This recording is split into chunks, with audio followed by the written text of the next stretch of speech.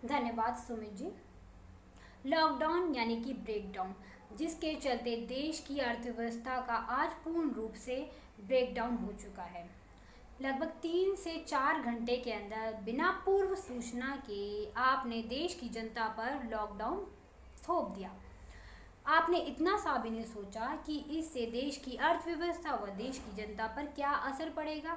21 दिन के अंदर आपने वादा किया था कि बीमारी से जंग जीत लेंगे, लेकिन 21 दिन में बीमारी से निजात तो नहीं मिला, अपितु आर्थिक रूप से पिछड़ापन बेहद ही ज़्यादा देखने को मिला।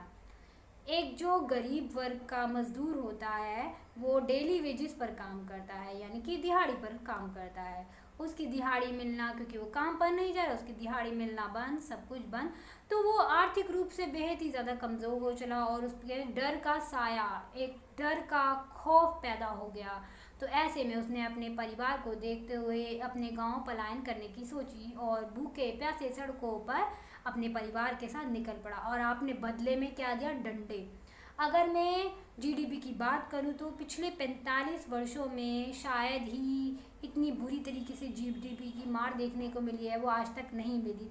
24% से भी ज़्यादा कमी, गिरावट जीडीपी में देखने को मिली है।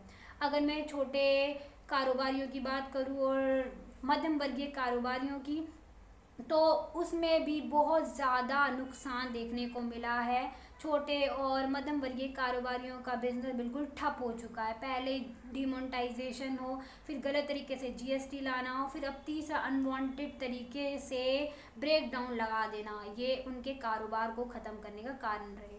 हमने आपको बोला ही था कि आप न्याय योजना से उनको राहत प्रदान करें, लेकिन आपने हमारी एक भी नहीं सुनी। आईसीएमई की रिपोर्ट मई के अनुसार लगभग 27.1% बेरोजगारी की दर सबसे ज़्यादा जो थी वो आंकी गई है। आपने वादा किया था कि हम साल में 2 करोड़ नौकरियां रोजगार युवाओं को प्रदान करेंगे। आपने 2 करोड़ नौकरियां तो छोड़िए, आपने यहाँ लाखों, हजारों या 100 की संख्या में भी नौकरियां प्रदान नहीं की। अभी तो मुझे ऐसा लगता है कि साल में 2 करोड़ नौकरियां लोगों को गंवानी पड़ी है।